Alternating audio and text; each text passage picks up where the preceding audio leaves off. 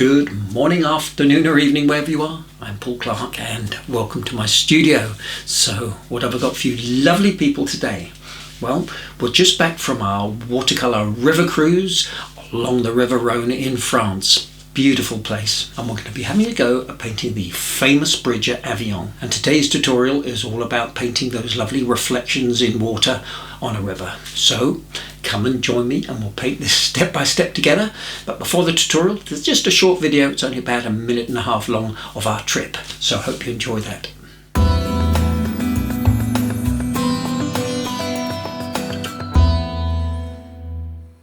Our Harmony Voyages Jazz River Cruise took us through the centre of France down to Provence, stopping off at many stunning towns and cities.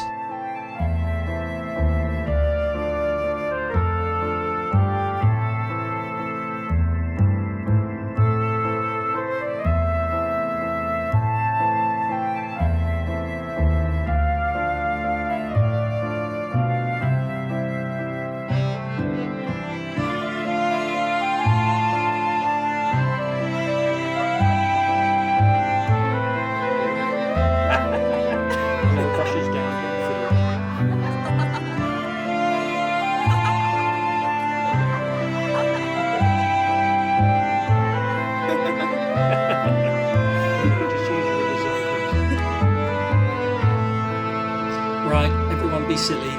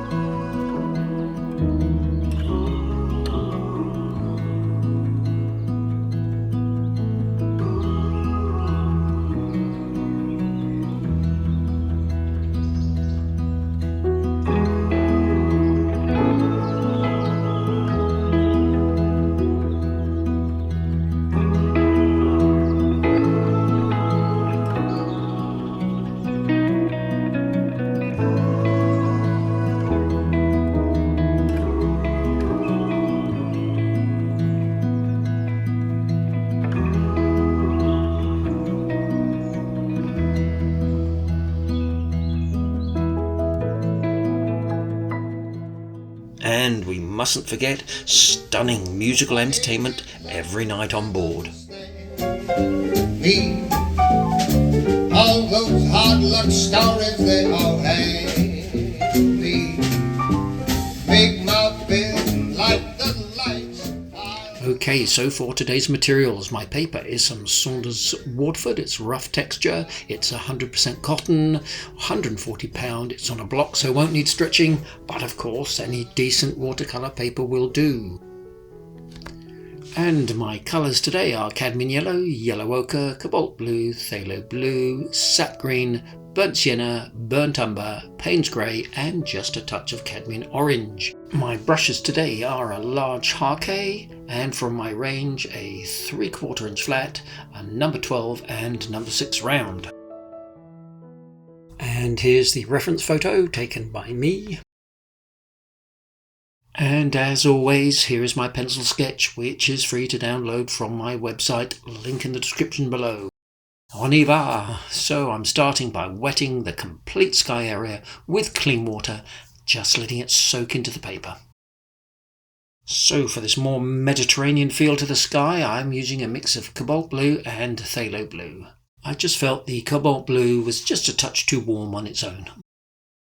Now I'm using my flat brush for this and just trying to get a nice streaky effect in the sky, but keeping it nice and simple.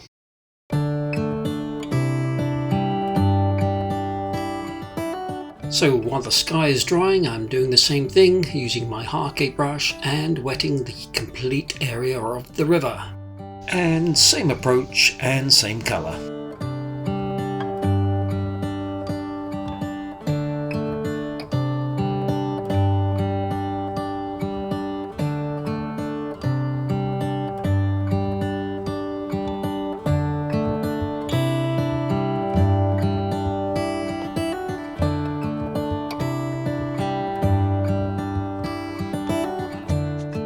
So next I want a nice vibrant green to blend in with that blue, so I'm using some sap green, but you could also use some hooker's green.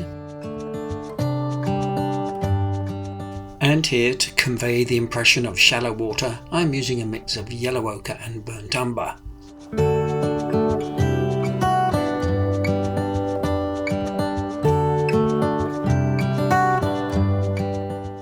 And while still wet, I'm using my number 12 brush here just to suggest a few rocky details.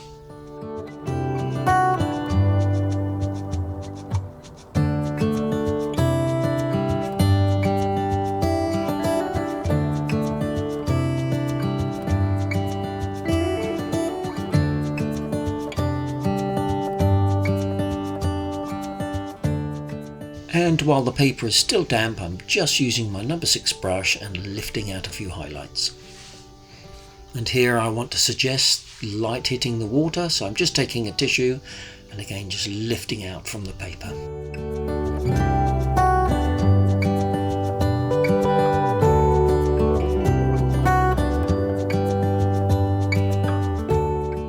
So now we need to let this totally dry, so it's a perfect time for a short break. And how about a glass of the wine of the region, of course, a Côte d'Rhône.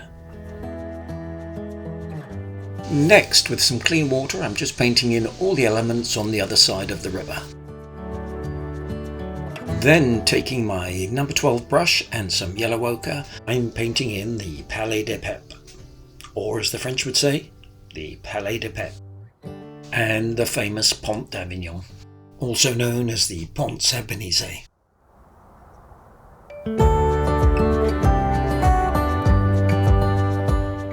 And here, dropping into the wet, a touch of burnt umber. Now, my whole plan with the other side of the bank here is to make things not too literal and not to put in too much detail. Now, it's all a simple suggestion of these ancient walls and buildings. And adding on here into the bridge just a touch of Payne's grey and a little more burnt umber. So this famous bridge is interesting for a number of reasons. Now, the first time I was aware of it was when we were taught this little French ditty of a song at school, which dates back to the 19th century. Now, let me just get my guitar. Sous les ponts d'Avignon, only dancer, sous les ponts d'Avignon. Well, you know, you get the gist. The other thing is that it doesn't really carry out the main requirements of a bridge, as it only goes 2/3 of the way across the river. However, an early wooden bridge was built in 1177, but was destroyed by Louis VIII when he laid siege to Avignon. Sometime in the 17th century, a stone bridge was constructed, but because of the shifting floodplain of the River Rhône, the arches were liable to collapse. So basically they decided to give up, and the bridge fell into a state of disrepair. Not until 1818 was a new bridge built across the two branches of the river. There is also the Chapel of St. Nicholas, built in the 12th century, which stands on the second pier of this bridge, which you can't see as it's on the opposite side of this painting. Next, for these trees, and I'm using a mixture of sap green and cadmium yellow to get a nice bright green to start with.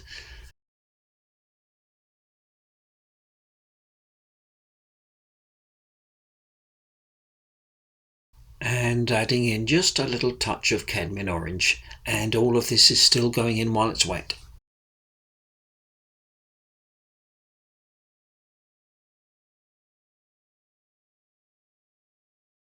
Now for these much darker shadow sides, I've added a nice lot of cobalt blue into that green mix. Again, still wet in wet.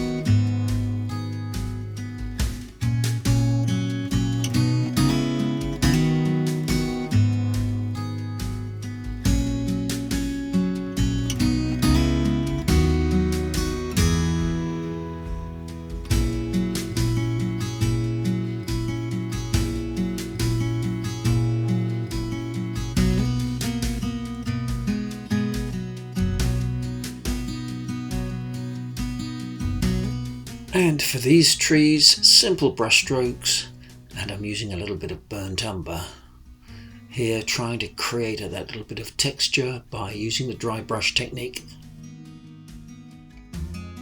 Now I'm keeping with my number 12 brush here, but if you feel more confident with a smaller brush, please do.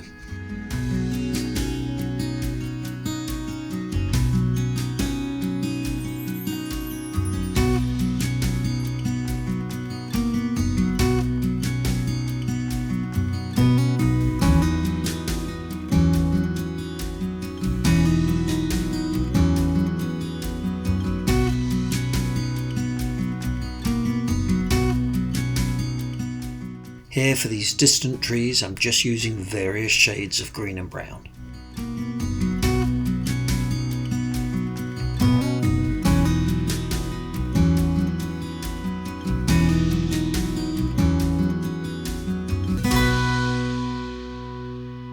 It's funny, this is something I always forget when I'm painting bridges, is to fill in between the gap of the arches here, so I'm just simply using the same colours I've used.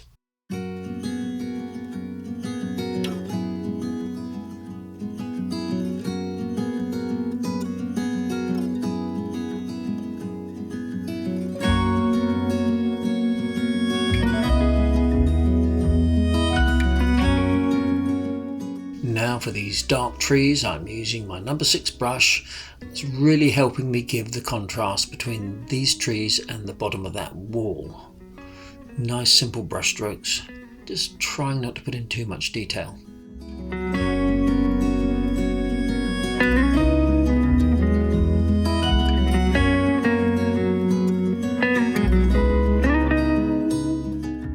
And here with the wooden end of my brush, I'm just pulling out and scratching a few details.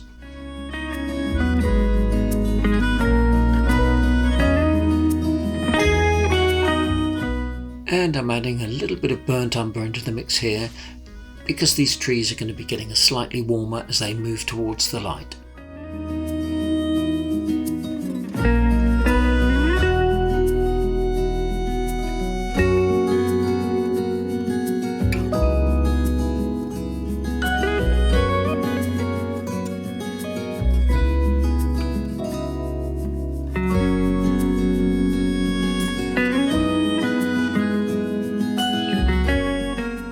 Still using my number 6 brush and a fairly transparent wash of burnt umber, I'm just merely putting in the suggestion of detail here. It's what I call blagging it. I really don't want to make it look too literal.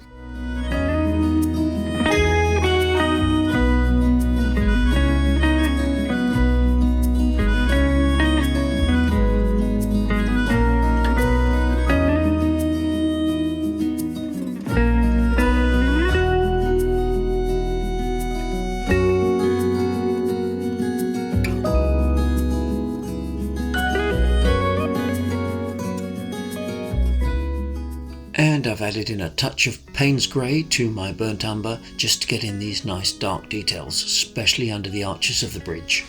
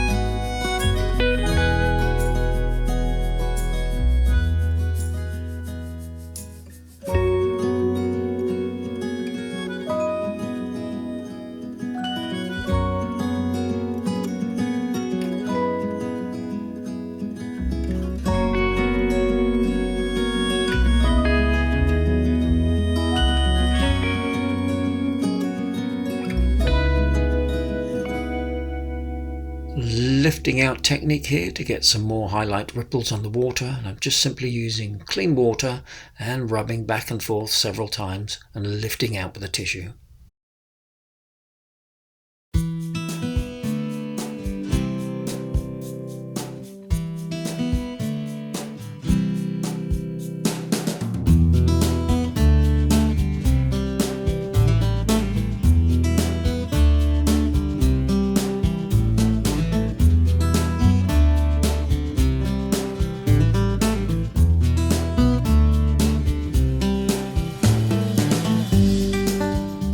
And being very careful I don't overwork this, I'm just adding in a few details with some burnt umber.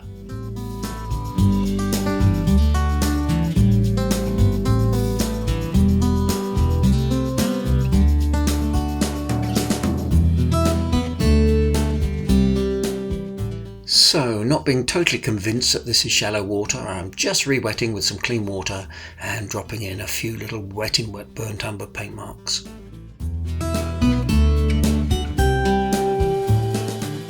Of course, you've got to add in a few little bits of random splatting.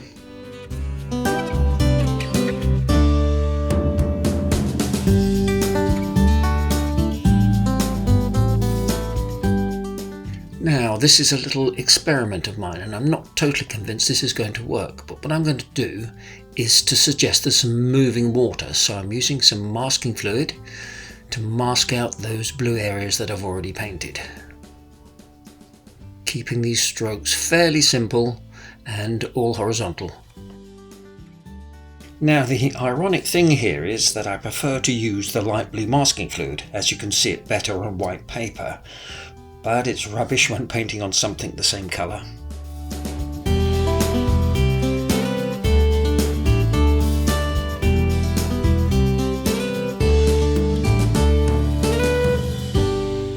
Now, I've waited for that masking fluid to totally dry, then I'm re-wetting the complete river area with clean water, but with a very light touch. I don't want to pull off the paint. So, using my number 12 brush, I'm starting off with my green, but just trying to match all the colours and values as above, and that'll help to give you that impression of a reflection.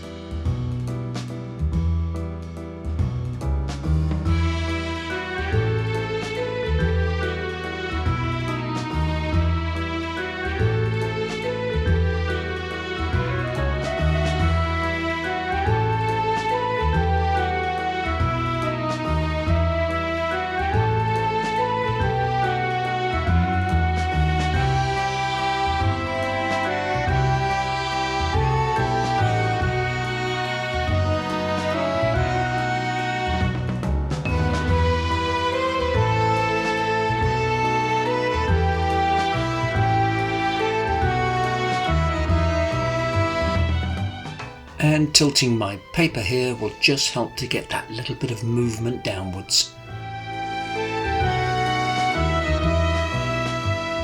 So while it's still wet, I'm just building up those darker values, trying to line things up as close as possible.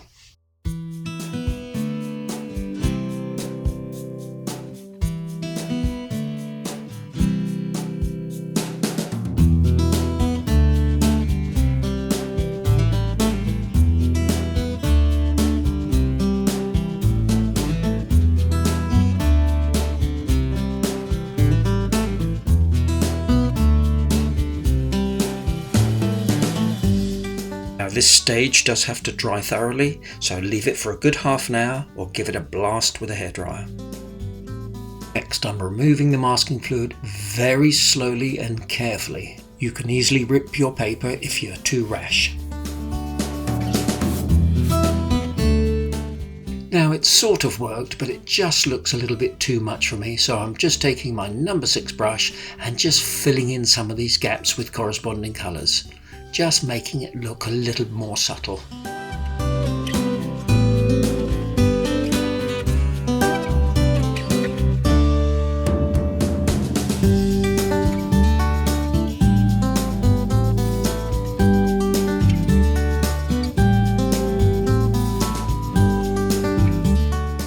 And here with a dark green, I'm just adding in a few more water ripples.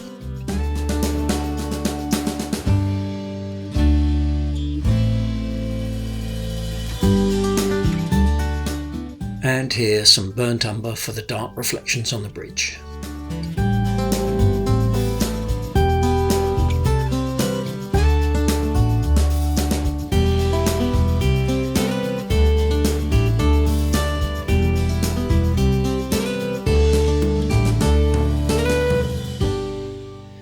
Forgot about the reflections over here, and again just using corresponding colours.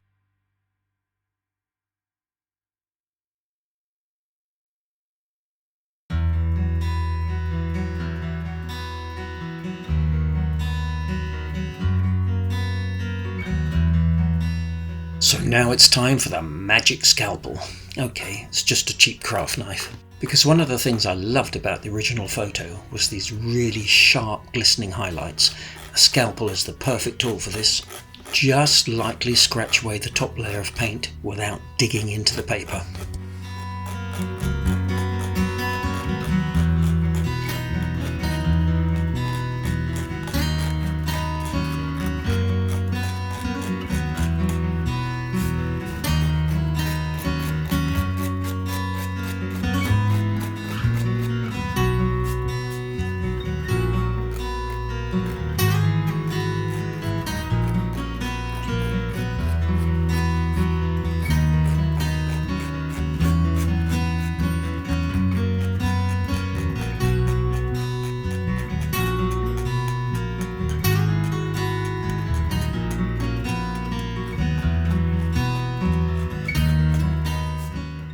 And now for some lovely gooey white gouache straight from the tube. And number 6 brush again.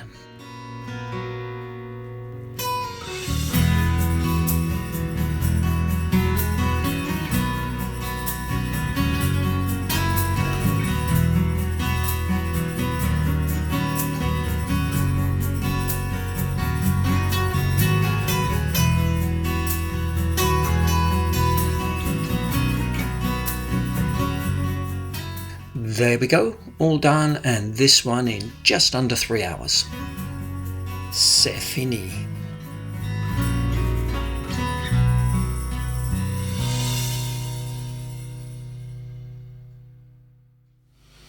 Well, I hope you enjoyed that as much as I did, and you'll give it a go.